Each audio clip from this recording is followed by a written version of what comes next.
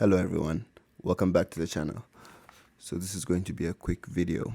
A makeup artist reached out and wanted to do a studio type shoot, but it's summer of 2020 and Corona is still out there, the virus is still out there.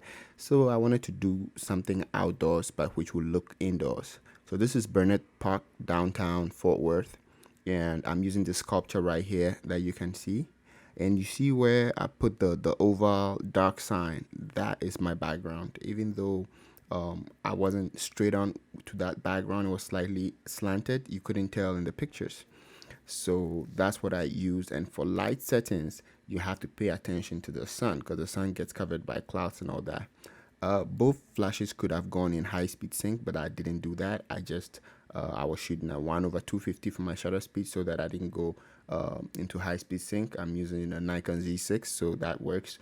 And the main flash you see on the right is an 8600 with a 38-inch deep parabolic softbox.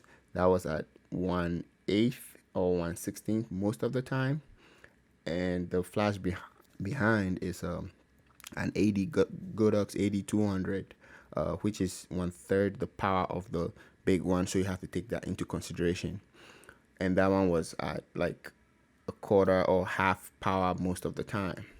So I just did that, and the makeup artist and his sister took turns, and then we got some pictures. And whenever you want to bring up the light exposure whenever you want to bring up the background a little bit more, lower the power of your flashes. And either increase your ISO or drop your shutter speed, or both. Now here's the thing, this is 2020. The new cameras that are out there, they perform, in fact, up to 800 ISO. You couldn't tell. Some cameras you couldn't even tell the difference between a 100 ISO and 800 ISO.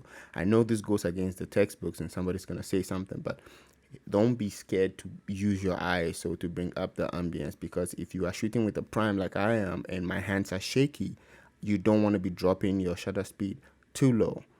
And so use the tools, use the modern day tools you have, and bring up your ISO, drop the power of your flash, and then you can balance the flash with the ambient, and those pictures just look much better. Okay. All right, thank you for watching, and if you haven't subscribed, please subscribe. All right, thank you. Bye.